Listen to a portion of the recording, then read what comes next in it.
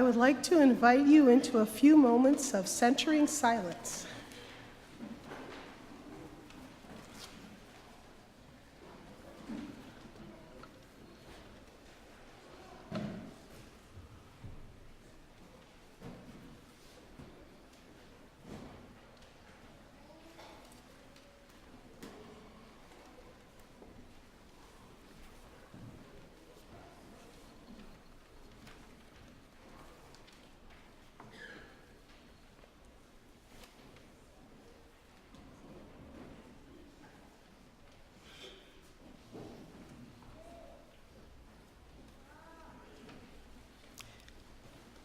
And now, please remain seated and join in singing our in-gathering hymn found in your order of service.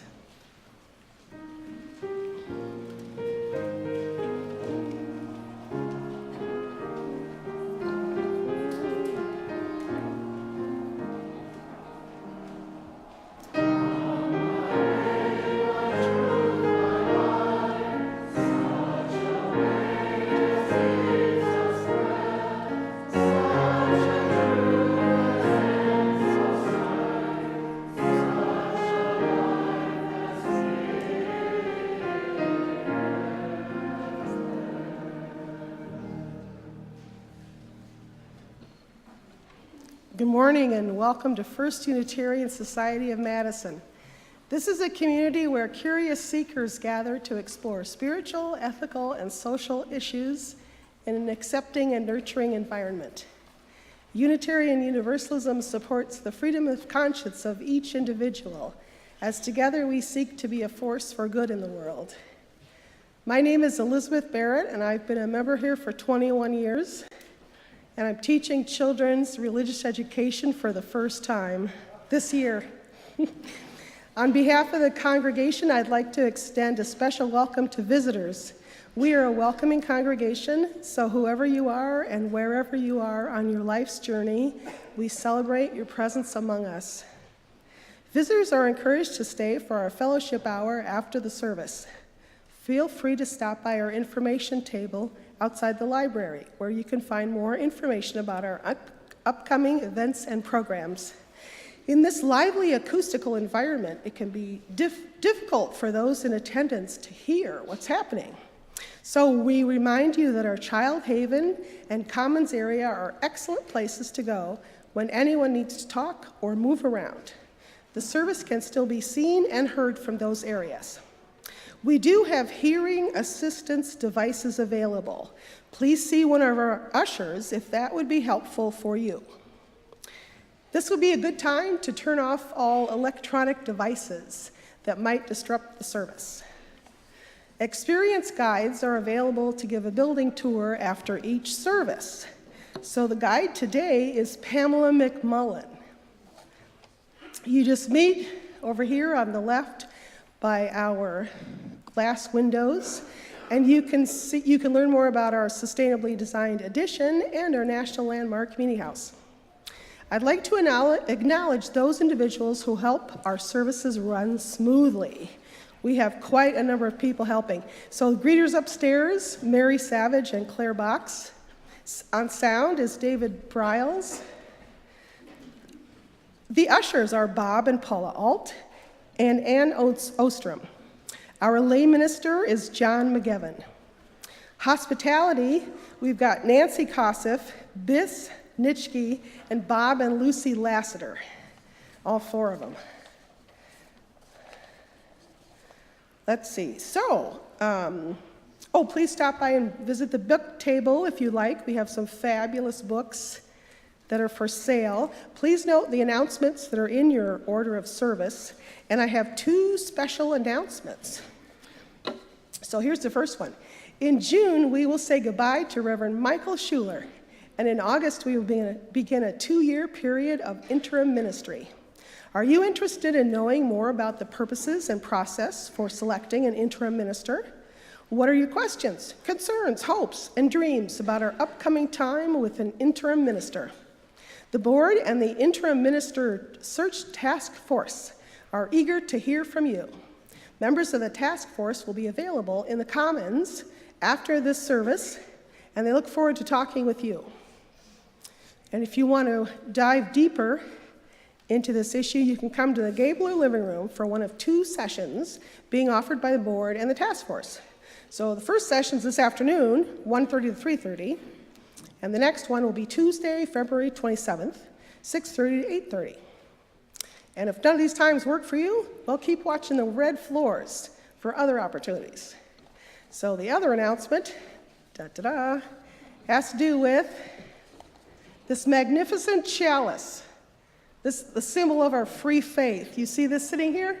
Those 2 large circles represent the Unitarian and Universalist parts of our living tradition. This is the official General Assembly traveling chalice. Now, you may know this. General Assembly is our annual Unitarian Universalist conference, convention, celebration, policy meeting, spiritual revival, and much more. I've been 14 times, and oh my gosh, I can't wait to go again. So each year, this chalice, it travels around the region that's hosting General Assembly, and individual congregations can sign up to get it, to have it visit. So I was the one who I contacted Reverend Kelly Crocker, Karen Armina at James Reeb, Sandy Ingham at Prairie, and I said, let's get this beautiful symbol. So we got it. So it was at Prairie last week, this time we get it. Next week goes to James Reeb, then I have to send it to Louisville. That's over there. Yeah, all the way over there. So I want you to put General Assembly on your calendars. It's going to be Kansas City this year, Kansas City, Missouri, June 20th through the 24th. I encourage everybody to attend, especially if you've never been. March 1st is when registration opens for housing. You just go to uua.org, uua.org, March 1st. Now, if you need a scholarship, March 1st, all the scholarship registrations open, so you can apply for a scholarship.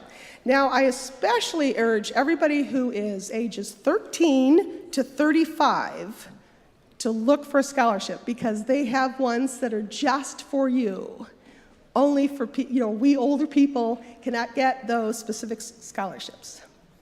So I'll be around after service with some information about Kansas City. Thanks. May today's service stimulate your mind, touch your heart, and nurture your spirit.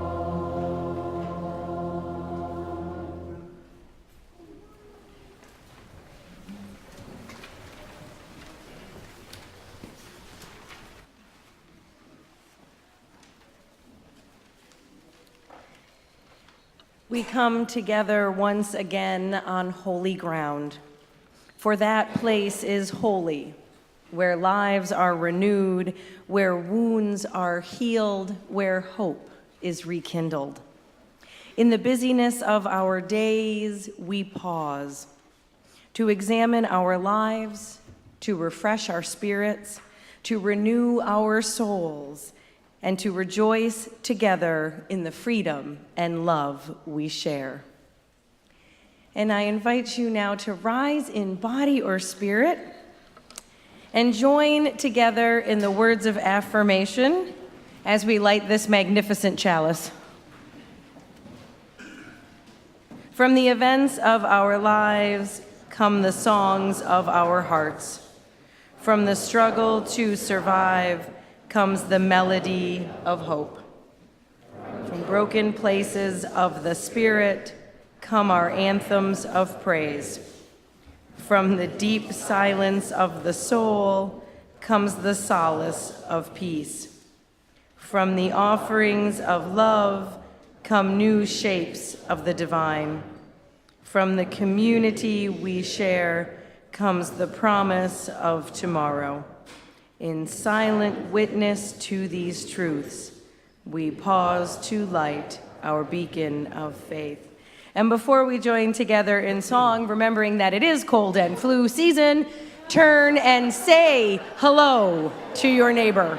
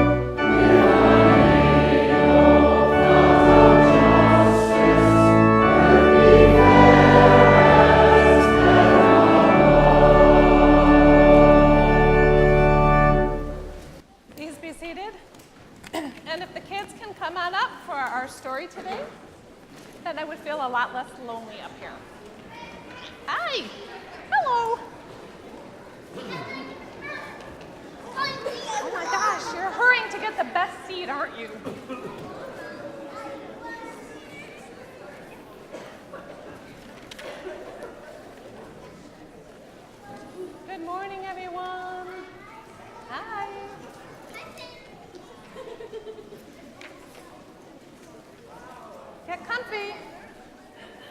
There's a lot of kids here today, huh?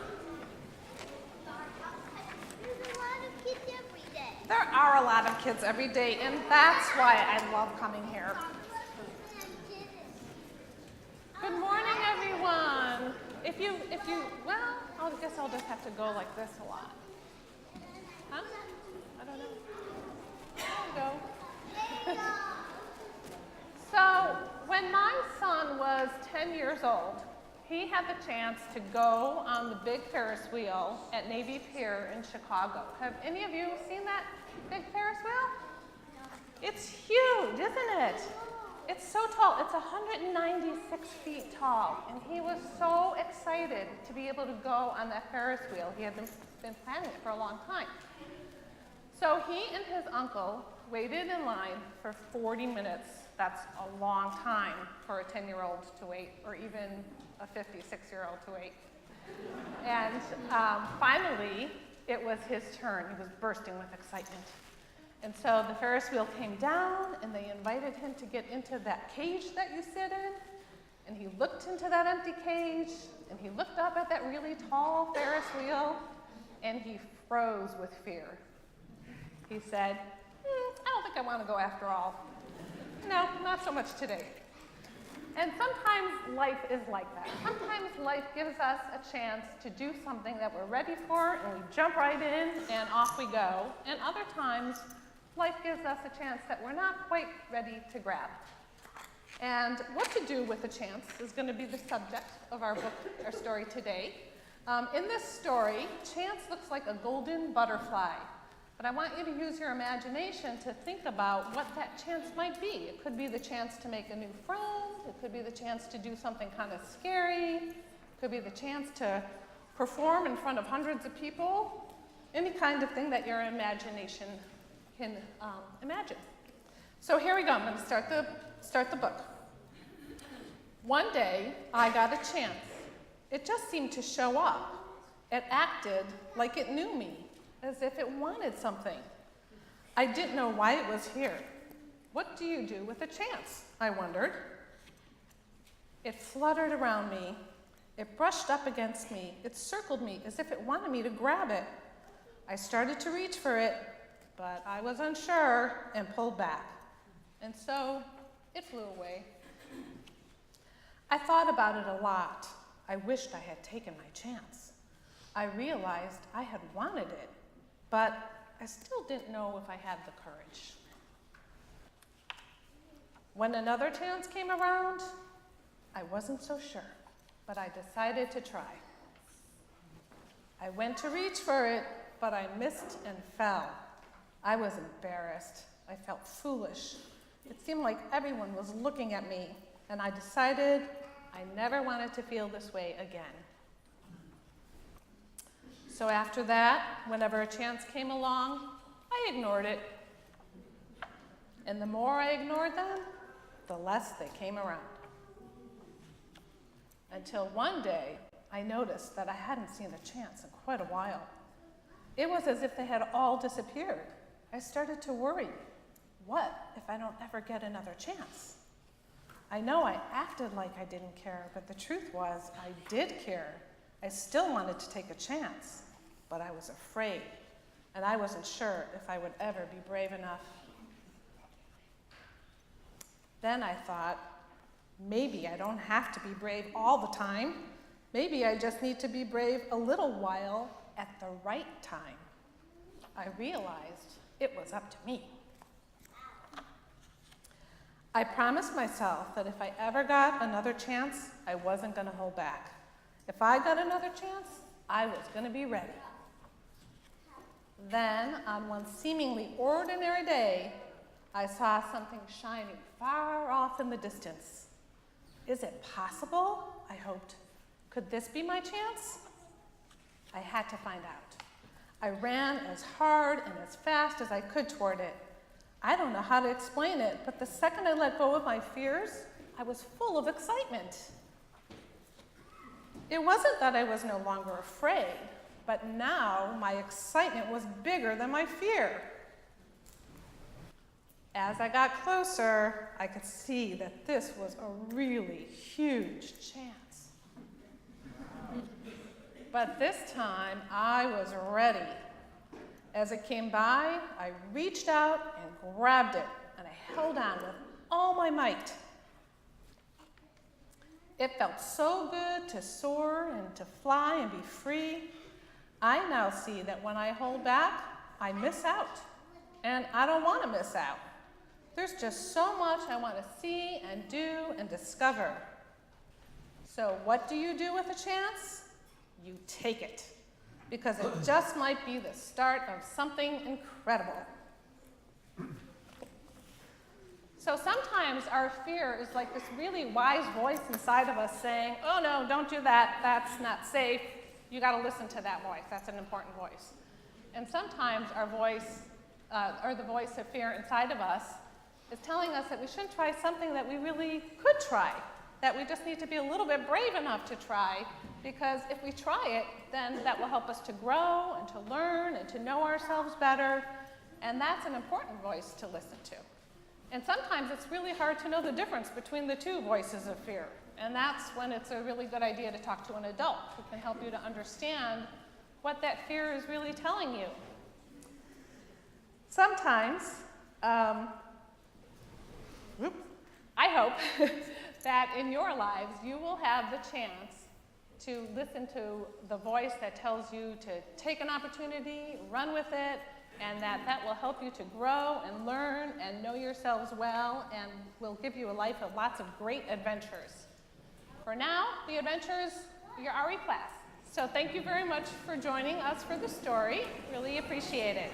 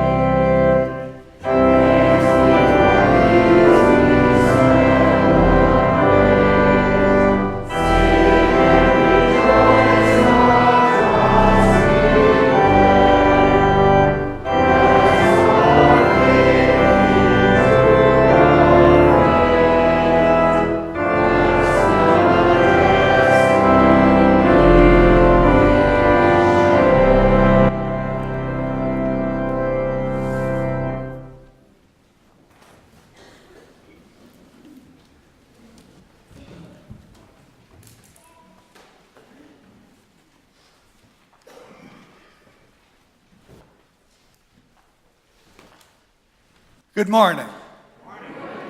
It is delightful to see all of you today.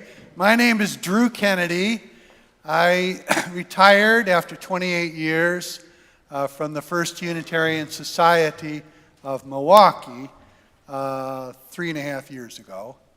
And so I'm just a little ahead of Michael. And I got to tell you, at least for me, retirement is like I died and went to heaven. It's joyful. Anyway, so I'm delighted to be here. Michael and I had a custom, some of you will recognize, of exchanging pulpits. So I've had the privilege of speaking from this, one of the greatest of our pulpits in the Unitarian Universalist Association for quite a few years. For about 30 years I've been coming back and forth, and so it's delightful to be back here. One small matter. When I retired 3.5 years ago, the congregation published a book of my sermons. It's called, what's it called? Playing Soccer with Buddha. And I brought a few, I have just a few left. If you're interested, they're $15, and come find me. Okay, today, for our topic, for our theme, I'd like to invite you to join me as together we think about how we ought to live our lives in light of the fact that life is precious. Indeed, in light of the fact that all of us, sooner or later, will die.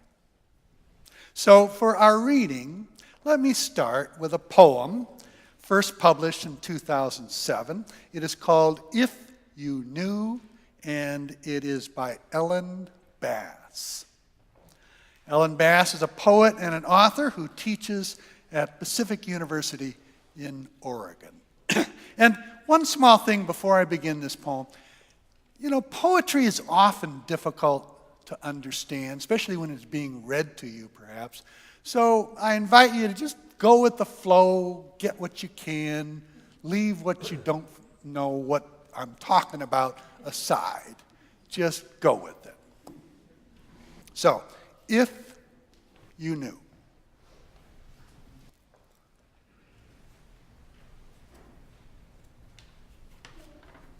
What if you knew you would be the last to touch someone?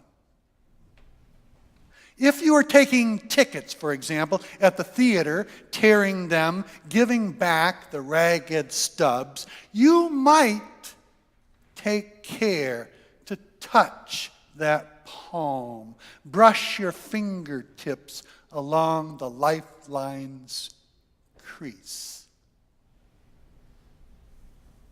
When a man pulls his wheeled suitcase too slowly through the airport, when the car in front of me doesn't signal, when the clerk at the pharmacy won't say thank you, I don't remember that they're going to die. A friend told me she'd been with her aunt. They just had lunch, and the waiter, a young gay man with plum black eyes, joked as he served the coffee and kissed her aunt's powdered cheek when they left. Then they walked half a block, and her aunt dropped dead on the sidewalk. How close does the dragon's spume have to come? How wide does the crack in heaven have to split? What would people look like if we could see them as they are, soaked in honey, stung and swollen, reckless, pinned against time?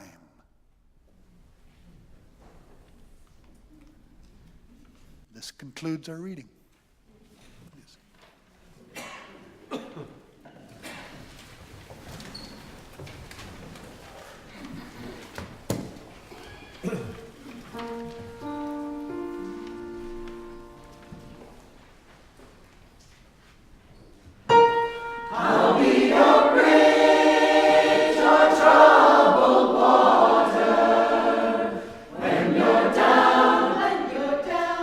I will care.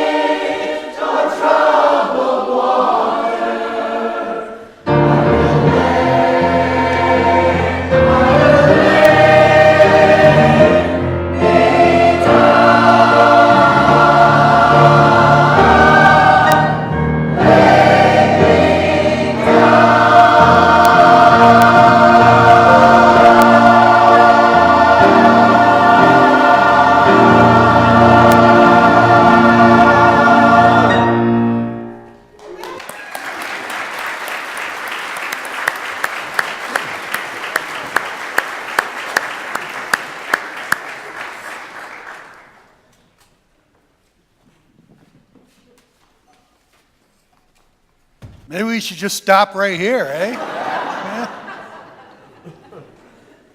Thank you.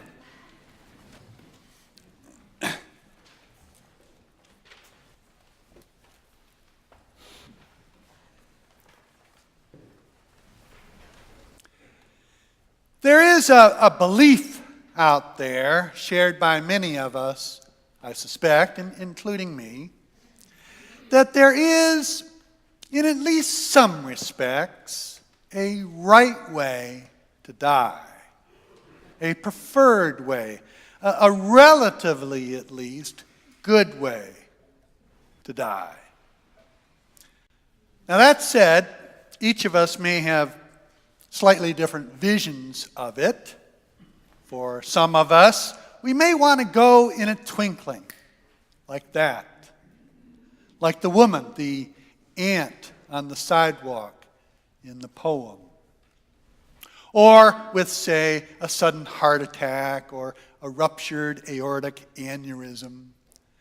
According to this vision, ideally we die peacefully. Best of all, perhaps, in our sleep, with no suffering, no advance awareness, no regrets. Boom, we're gone in a twinkling. Others, like myself, picture it differently. The right way to die, the good death, as I see it, would be such that ideally I'd be given some warning. I'd get a little time to pack my bags, to count my blessings, to say some goodbyes, but not for too long. We definitely don't want to linger, right? Another aspect to consider when thinking about what might contribute to achieving a relatively good death has to do with issues of control, such as the durable power of attorney for health care and our living wills. We hope to be able to make decisions about how much medical intervention there will be, how much pain relief, whether we will die at home or in the hospital, and sometimes even who, hopefully, will be at our side. Now, when it comes to dying, it's been my experience, at least over 40-some years of ministry, that often things do work out pretty well. Sometimes exceedingly well, surprisingly well. And that's a lovely thing to behold. Many times, however, with death, as in life, perfection eludes our grasp by a significant measure. Our best laid plans sometimes come to naught. There are so many variables, so hard to control. Dying is difficult to choreograph. For example, dying at home sounds like a great idea to most of us. 70% of Americans say they want to die at home.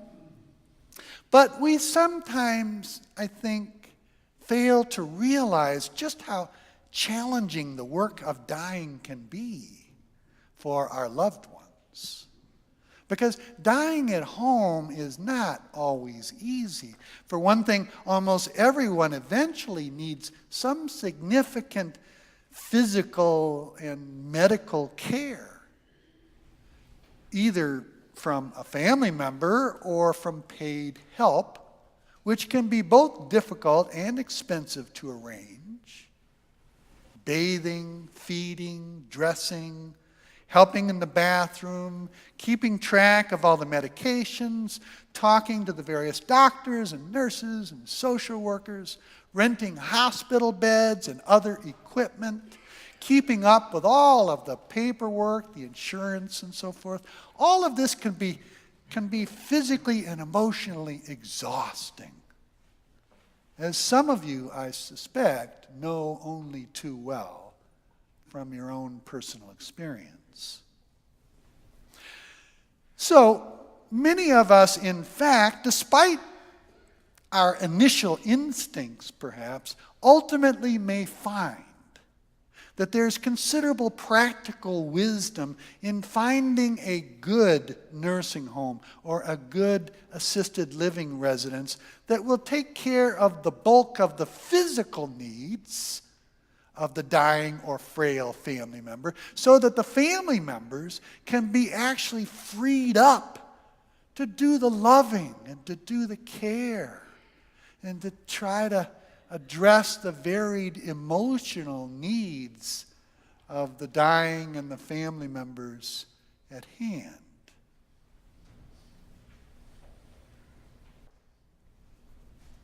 So, this may be something to consider when the time comes.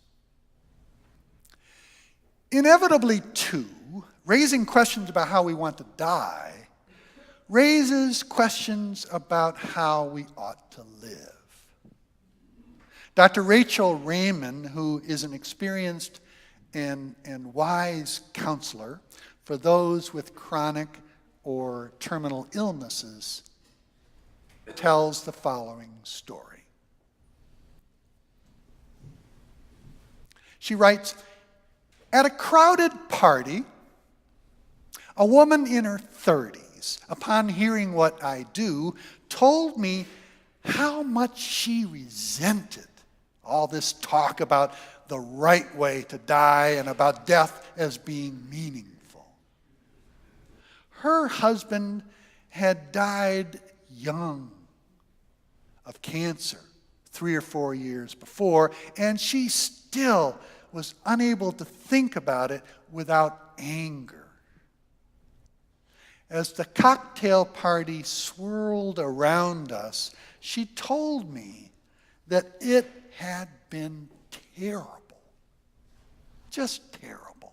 As therapy after therapy had failed, her husband, had become increasingly withdrawn and rejecting, lashing out at everyone and rebuffing the efforts of all those around him to be of help and comfort. He had blamed everyone for his suffering and for the lack of fulfillment in his life. He had spoken bitterly about the choices he had made and reproached his friends and family for allowing him to make them. Despite all those around him, eventually he had died alone, distantly surrounded by abused people whom he had wounded deeply. She had cried and cried about it. The pain was less now. But even after all this time, she could not find any sense of meaning in his death, and she could not forgive him. Raymond continues, "No one shares a story like this in such a setting unless they are in pain. My heart went out to her. I asked her what she had learned personally about death from this terrible experience. She paused and she looked at me for a long moment.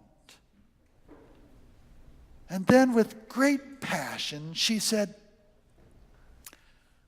I have learned that I do not want to die this way. Yes, I said. So how do you need to live? She looked at me puzzled. How do you need to live to be sure that you do not die this way? I asked again. as we continued to look at each other, it seemed to me that she looked past me for a moment, making eye contact with something intensely personal. And then she reached out and touched my hand and turned away into the crowd.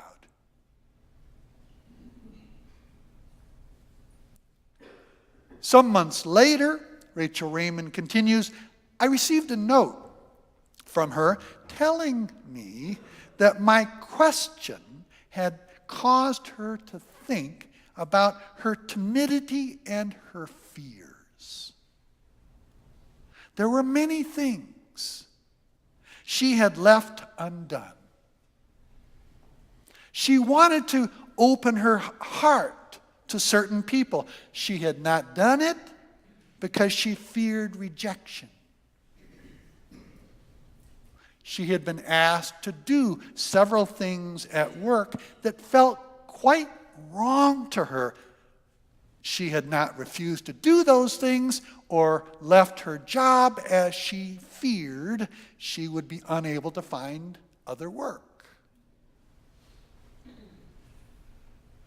She had a considerable artistic gift and had dreamt of studying and becoming a painter. She had not done this either because she was afraid to fail at it.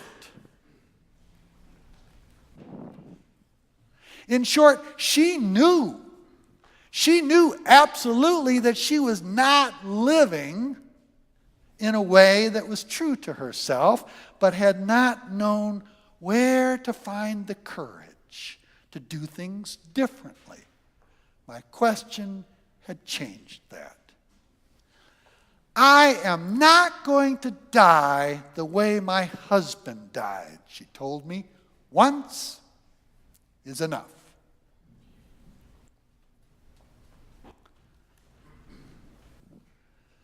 So that's Rachel Raymond. So the question here, I think, is how do we need to live before we die?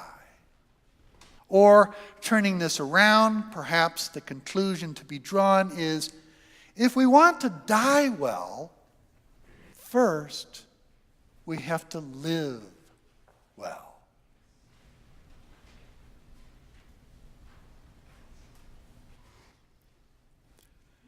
One of my Unitarian Universalist ministerial colleagues, the Reverend Victoria Safford, looks at these interrelated issues of dying well and living well through the prism of an obituary notice and a tombstone epitaph. Safford writes, "In a cemetery once, an old one in New England, I found a strangely soothing epitaph. The name of the deceased and her dates had been scoured away by wind and rain, but there was a carving of a tree with roots and branches, a classic 19th century motif, and among them the words, quote, 'She attended well and faithfully to a few worthy things,' end quote. At first, this seemed to me a little meager. Yeah, a little stingy on the part of the survivors. But I wrote it down and have thought about it since, and now I can't imagine a more proud or satisfying legacy. Again, she attended well and faithfully to a few worthy things. Every day," Victoria Safford continues, "I stand in danger of being struck by lightning and having the obituary in the local paper say, for all the world to see, She attended frantically and ineffectually to a great many unimportant details. Yes, indeed. Is that the laughter of recognition, or what do we have here? Yeah. So, Safford continues, how do you want your obituary to read? Quote, he got all the dishes washed and dried before playing with the children in the evening. Quote, she balanced her checkbook with meticulous precision and never missed a day of work. Missed a lot of sunsets, missed a lot of love, missed a lot of risk, missed a lot, but her money was in order. Or, quote, she answered all her calls, all her email, all her voicemail, but along the way, she forgot to answer the call to service and compassion and forgiveness first and foremost of herself. Quote, he gave and forgave sparingly, without radical intention, without passion or conviction. Or, quote, she could not or would not hear the calling of her heart. How will it read?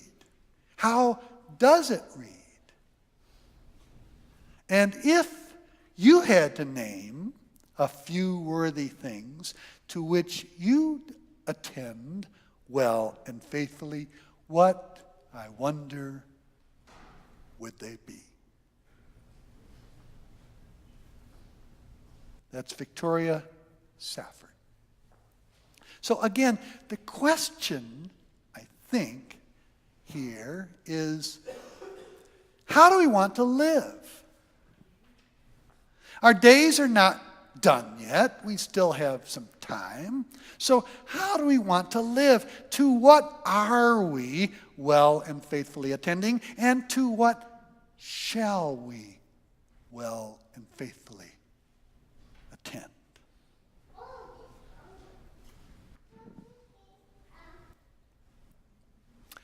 I'm reminded of another story. This is a Buddhist story. I first read this story in a little book that I fondly remember buying in a crammed little bookstore in the old part of Kathmandu in Nepal. I was on sabbatical. This was 2004. And I ended up reading this story high up in the beautiful Himalayan mountains where I was trekking for a couple of weeks. I find this story to be an encouraging tale, but as you'll see, it's a severe tale, a tale celebrating at the very least the sometimes indomitable human spirit, the spirit of one, in this case, who indeed knows how she wants to live. The tale goes like this. There once was a Buddhist nun known as Ryonen, who was born in 1797. She was the granddaughter of the famous Japanese warrior Shingen. Her poetical genius and alluring beauty were such that at 17, she was serving the empress as one of the ladies of the court. Even at such a youthful age, fame, admiration, and wealth clearly awaited her. However, the beloved empress died suddenly, and Rhyonen's hopeful dreams vanished. She became acutely aware of the impermanence of life.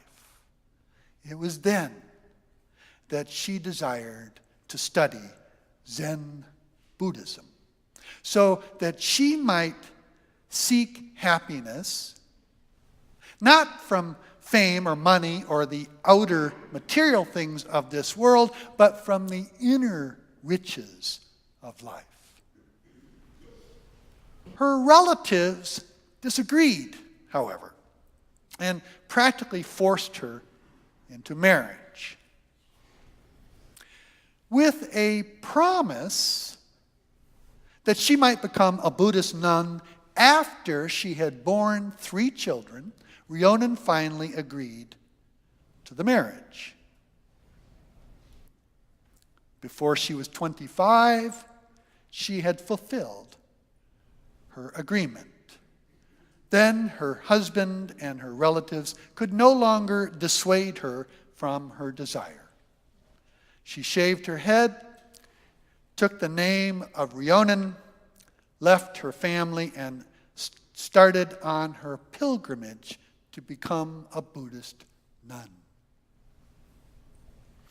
Rhiannon came to the city of Edo and asked Tetsukyu to accept her as a disciple.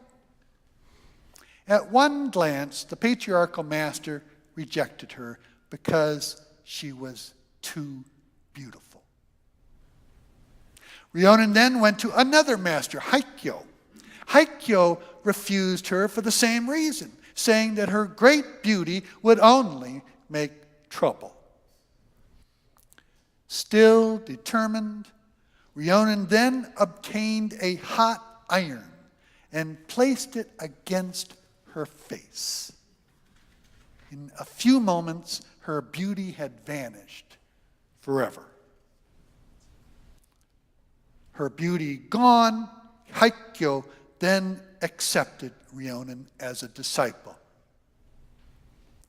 Commemorating this occasion, Rhiannon wrote a poem on the back, significantly I suspect, on the back of a little mirror. Translated, it said, "In the service of my empress, I burned incense to perfume my exquisite clothes. Now, as a homeless beggar, I burn my face to enter the world of Zen."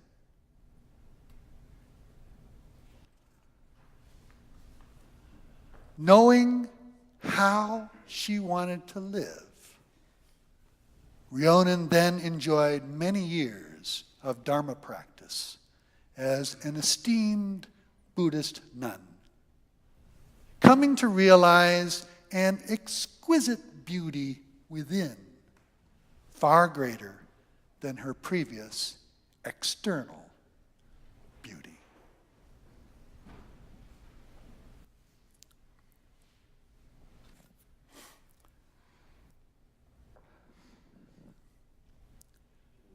Friends, none of us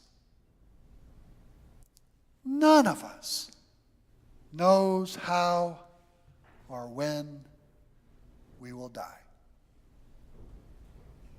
or exactly how or when our loved ones will die. Moreover, death itself is arguably one of the last and greatest mysteries of life. It awaits us all, each and every one. While we and our loved ones must surely lay responsible plans, we should harbor few illusions when it comes to dying the right way or having a good death. Make our plans, yes, of course. And let us help our parents or children and other loved ones to make their plans too. But ultimately, I suspect that the true underlying secret of dying well is living well, including being ever present or at least as much as we can, to the preciousness of our remaining days. And attending well and faithfully to at least a few worthy things. So may it be.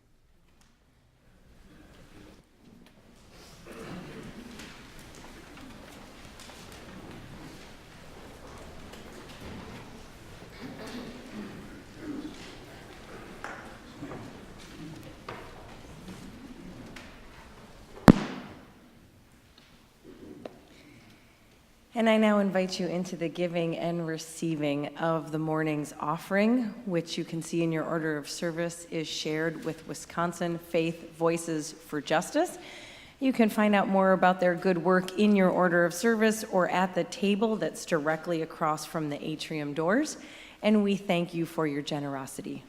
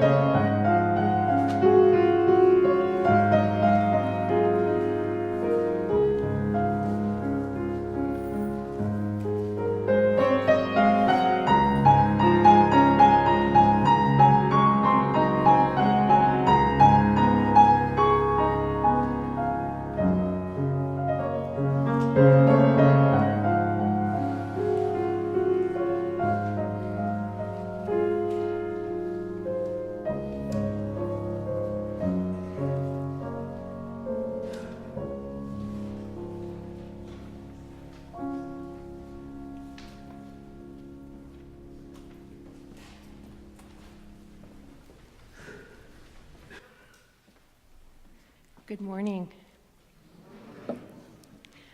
My name's Maureen Muldoon, and I'd like to share with you why I pledge. My husband Scott and I moved to Madison in August of 2011. And while FUS wasn't our first Unitarian Universalist congregation, it was where we decided to sign the book. There's something satisfying about laying down roots and making someplace your home and your community, and pledging to a higher cause. I want to share with you why we give to FUS. For me, listening to and making music has always been a spiritual experience. And being part of a Unitarian choir began as a devoted high school student at the Unitarian Universalist Church of Buffalo in New York. Singing has been such an important part of my life that I gave up going to youth group, which met during church. When I came here, I decided to volunteer as a youth group leader to make up for that. I even got to go to a regional conference, and the teens are truly creative, and it was a wonderful experience to be right in there with them. However, my main commitment has been with the Meeting House Chorus, and I've been part of this group almost the entire time that I've been here, and my husband Scott even joined us for a semester. We have tried different chalice groups. I volunteered for coffee in early days, and even tried to greet on Sundays as able. There are many different ways to find a place here. In addition to singing, Scott and I were active for about 3.5 years with a group called Spirituality with Spirits, much like Theology on Tap. And we found another couple who was eager to make friends, and still friends with them today, and thankful for the community that we have created from that. Most recently, I have gotten involved with the FUS governance process, and I joined a committee or task force to recommend a plan for an interim minister, and they are currently meeting, and we'll have an interim minister soon. I also joined a new member task force that came out of the growth task force, and currently we're deciding on our new music director, and being part of that process has been incredible as well. Scott and I find stimulating conversation from the monthly topics presented each Sunday, and we're interested to see where we'll go in the next several years. Won't you join us and consider supporting through your own pledge to FUS? Thank you.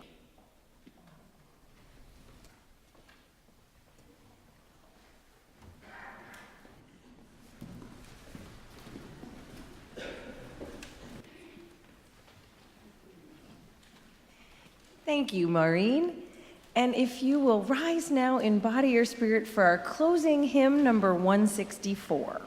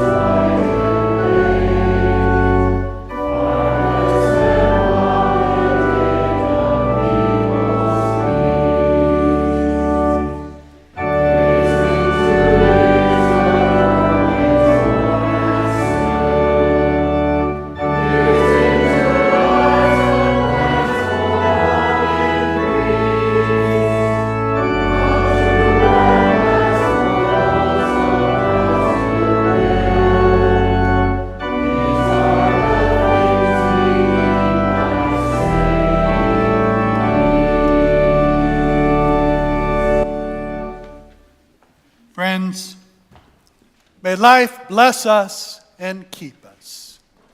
May the light of life shine upon us and shine out from within us and be gracious unto us and bring us peace. For this is the day, this is the one wild and precious life we are given. So let us all find a way to rejoice and to be glad in it. So may it be.